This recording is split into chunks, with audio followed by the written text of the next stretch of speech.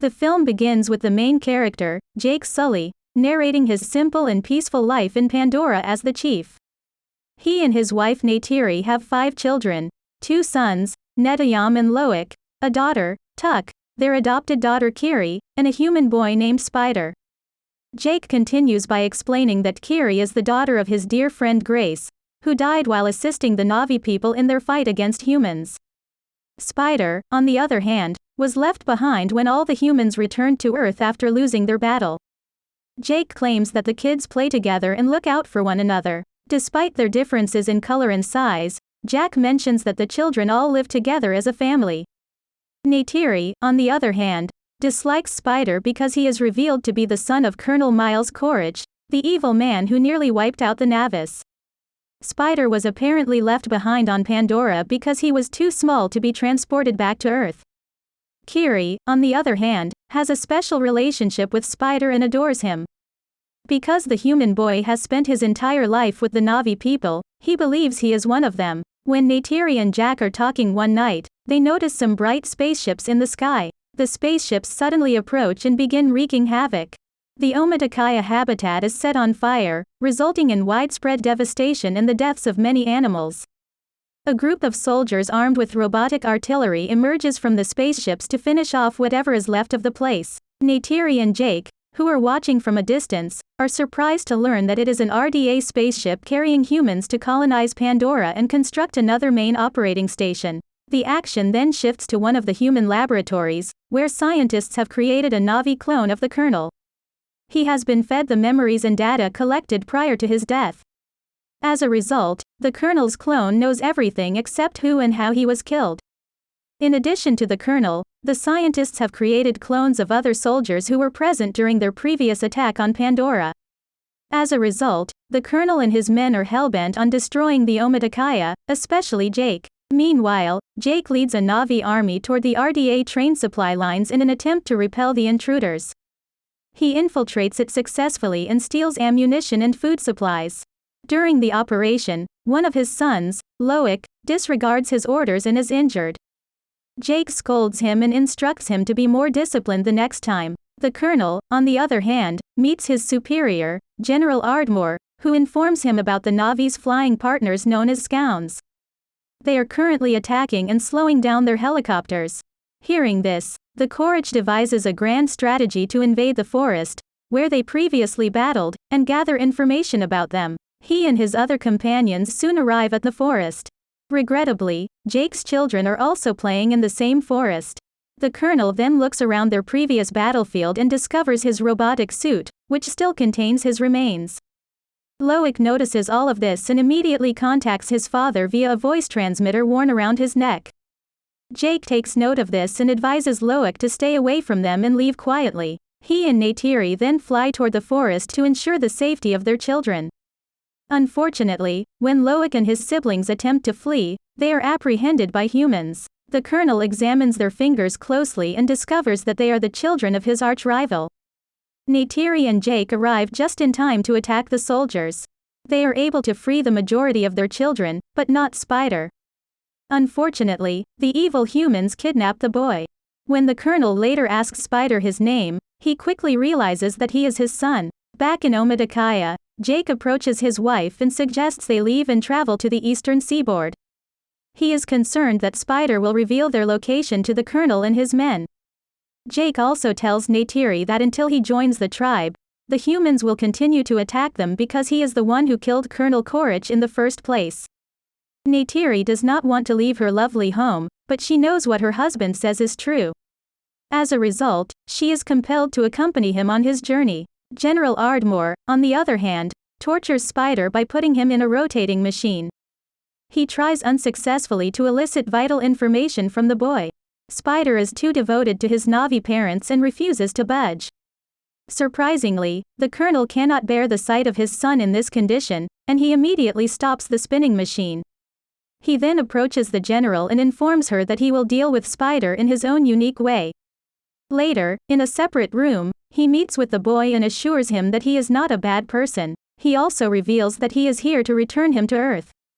This makes Spider happy, and he eventually agrees to give him the information he seeks. In the following scene, Jake and his entire family flee their native land in their scows.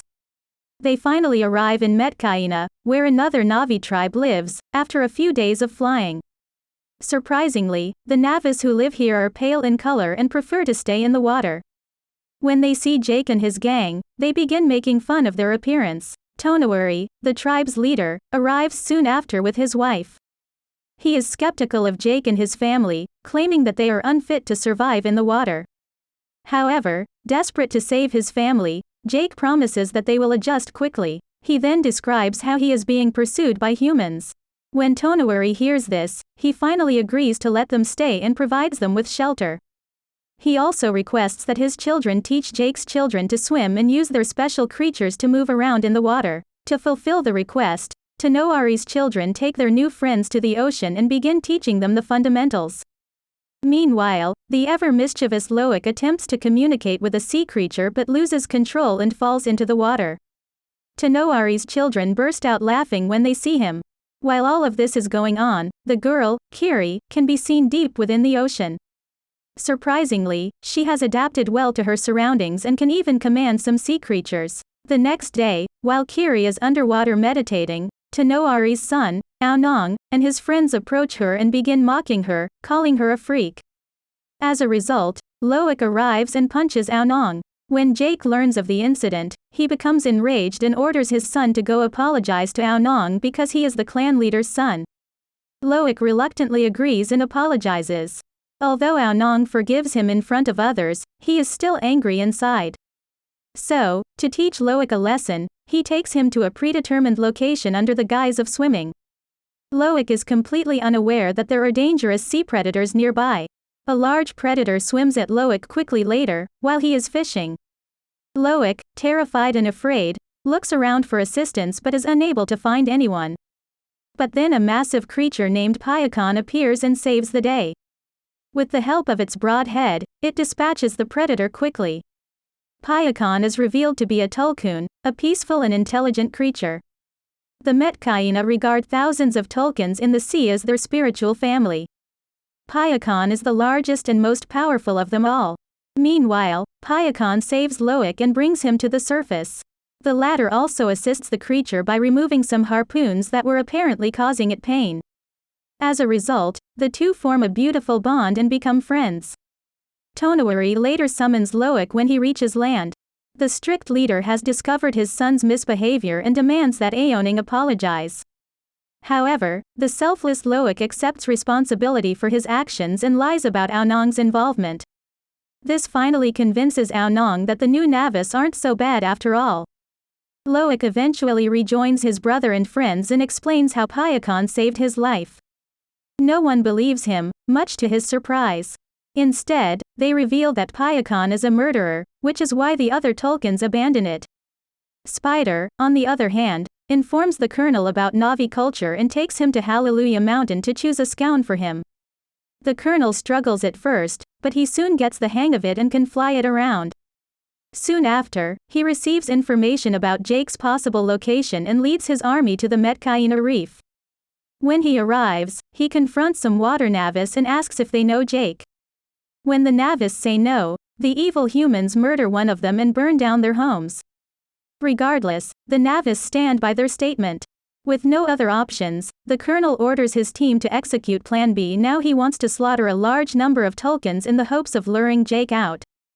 However, there is another advantage to killing them. The tulkuns have a valuable liquid inside their brains that can extend their lives.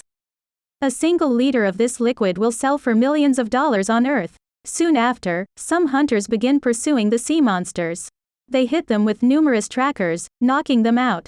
In a heartbreaking scene, we see a mother tulkun brutally murdered while her offspring stands by in shock. The humans eventually leave, leaving the trackers behind in the tulkuns. When the Omaticaya learn that their friends are being murdered, they become enraged and decide to engage the attackers. Jake, on the other hand, calms them down by mentioning that they must first inform the tulkuns about the trackers. This is the only way they can avoid another strike. As soon as Loic learns of this, he rushes off to inform his best friend, Pyakon. He is joined by Aonong and a few other locals. They eventually meet Pyakon and prepare to extract the tracker from him. The colonel and his hunting party, however, arrive in their whale ship just then. Loic contacts his father and informs him of the situation after seeing them. He and his friends also manage to extract the tracker from Payakan's body in the nick of time.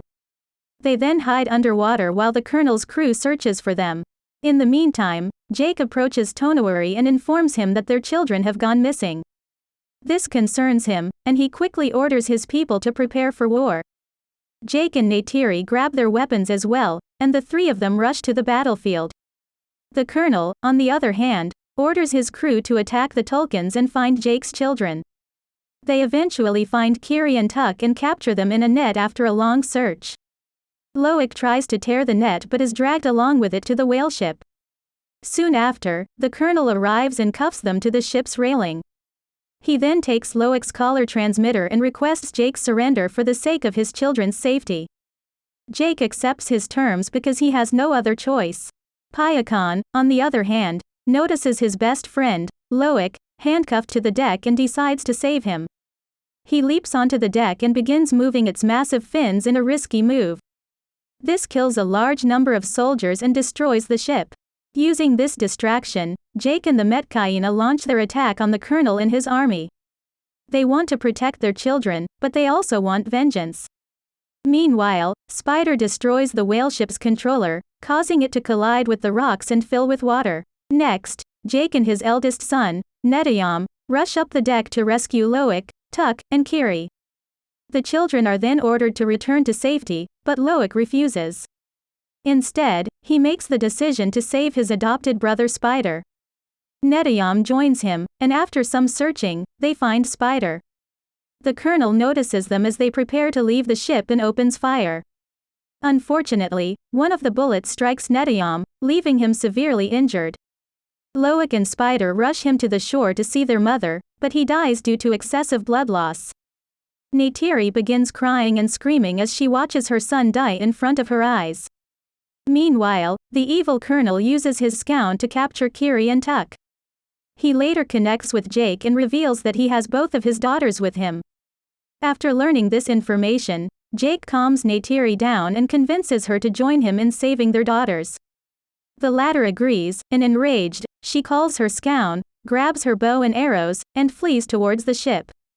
As Jake approaches the ship, an explosion occurs, killing the colonel's men. Neytiri also arrives and begins shooting arrows at the remaining humans, instantly killing them. Meanwhile, Jake locates and releases his young daughter, Tuck, but the colonel appears at the same time. Kiri is being held at knife point by him. He then threatens Jake to lay down his weapons, which he reluctantly does. Meanwhile, a vengeful Neytiri kidnaps Spider and threatens to kill him. The colonel initially states that he has no relationship with Spider, but after Neytiri makes a small cut in the boy's chest, he immediately leaves Kiri. With this, Neytiri and her family prepare to leave, but the colonel says he will hunt Jake down and kill him again. Later, Jake realizes that in order to live a peaceful life, he must eliminate the colonel. As a result, he returns to the battlefield. This time, the arch-rivals engage in a traditional fistfight. It's a brutal one, and the two compete stride for stride. But it is our hero, Jake, who triumphs in the end. He successfully wraps his arms around the colonel's neck and knocks him out. Jake believes he is dead and lets him drown in the water. Unfortunately, he, too, struggles to breathe and begins to sink. At the same time, Loic comes to his aid and returns him to the surface. Later, Payakan transports the entire family to the shore. Spider, on the other hand, pulls his biological father out of the water and saves his life. Spider, however, refuses to leave the place with the colonel and returns to his adoptive family. Jake's family and the entire Metkayina tribe bury Neteyam's body at the bottom of the ocean, where the lighting tubes embrace him as their own in the final scene. The film concludes with Jake recalling his fondest memories of his elder son and realizing he is in heaven with their gods.